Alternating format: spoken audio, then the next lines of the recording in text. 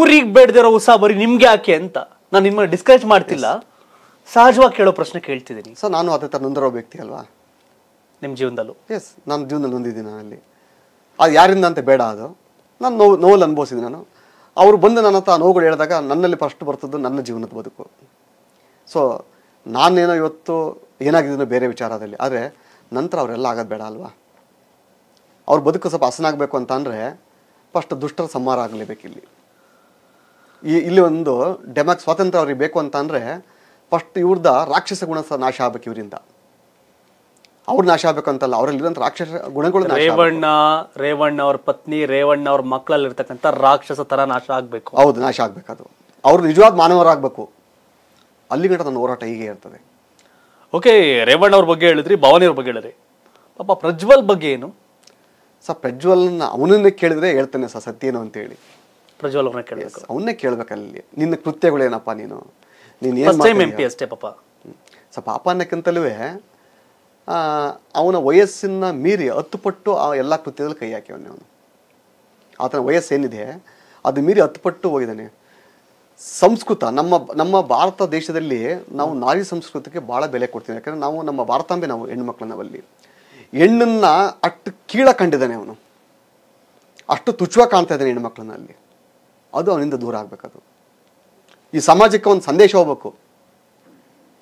ಯಾವ ವ್ಯಕ್ತಿ ಹೆಣ್ಣನ್ನು ಭಾಳ ಕೀಳ ಕಾಣ್ತಾನೆ ಅವನ ನಾಶ ಕಟ್ಟಿಟ್ಟ ಬುತ್ತಿ ಅಂತಂತೇಳಿ ಹಿಂದೆ ಇತಿಹಾಸದಲ್ಲಿ ಕೂಡ ಇದೆ. ಅಲ್ಲಿ ನಾವು ಹಲವಾರು ಕತೆ ಮತ್ತು ಸೀರಿಯಲ್ ಎಲ್ಲ ನೋಡಿದ್ವಿ ನಾವಲ್ಲಿ.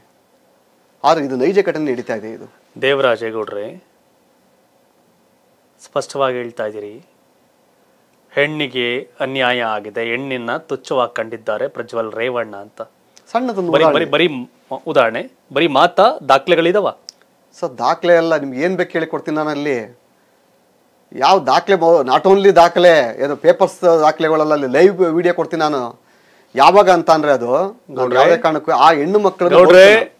ನಿಮ್ಮ ವಿಡಿಯೋ ರೆಕಾರ್ಡ್ ಆಗ್ತಿದೆ, ಖಂಡಿತ ನಿಮ್ಮ ವಿಡಿಯೋನ ನಾನು ಕಂಪ್ಲೀಟ್ ಪಬ್ಲಿಷ್ ಮಾಡ್ತೀನಿ ಕೇಳಿ. ನಾನು ನಿಮ್ಮ ವಿಡಿಯೋ ಯಾವ ಪಾರ್ಟನ್ನು ನಾನು ಕಟ್ ಮಾಡಲ್ಲ. ಖಂಡಿತ ನಾನು ಹೇಳ್ತೇನೆ. ಮಾತಾಡ್ಬಿಟ್ಟೆ ಶಿವು ಆಮೇಲೆ ತಗಿ ಶಿವು ಅಂದ್ರೆ ತೆಗಿಯಲ್ಲ.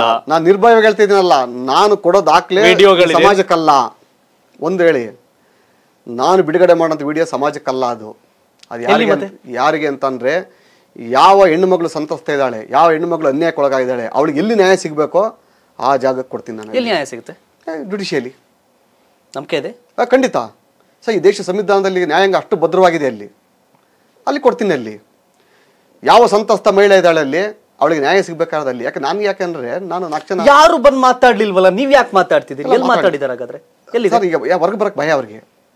ಸರ್ ಈಗ ಏನೂ ತಪ್ಪು ಮಾಡಿದ್ರೆ, ಯಾವುದೋ ಆಮಿಷಕ್ಕೆ ಬಲಿಯಾಗಿರೋ ಹೆಣ್ಮಕ್ಳು ಬಂದು ತನ್ನ ಬದುಕನ್ನ ಅವರೇ ಹಾಳು ಮಾಡ್ಕೋತಾರ ಪಬ್ಲಿಕ್ಕಿಗೆ ಬಂದು. ನಾಳೆ ಅವ್ರನ್ನ ಯಾರು ಮದುವೆ ಆಗ್ತಾರೆ?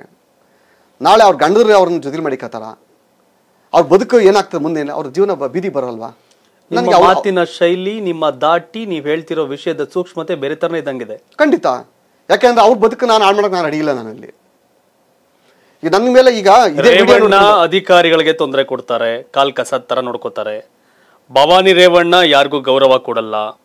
ಪ್ರಜ್ವಲ್ ರೇವಣ್ಣ ಹೆಣ್ಮಕ್ಳಿಗೆ ಅನ್ಯಾಯ ಮಾಡಿದ್ದಾರೆ, ಎಲ್ಲ ಹೇಳ್ತಾ ಇದೀರಿ. ಖಂಡಿತ. ರೇವಣ್ಣ ಸೂರಜ್ ರೇವಣ್ಣ ಅವ್ರ ಬದುಕನ್ನ ನೀವು ಅಲ್ಲಿ ಪಬ್ಲಿಕ್ ಕೇಳಿದ್ರೆ ಹೇಳ್ತಾರೆ. ಅವ್ರ ಜೀವನ ಏನು ಅಂತ ಹೇಳಿ ಪಬ್ಲಿಕ್ ಕೇಳಿದ್ರೆ ಹೇಳ್ತಾರೆ.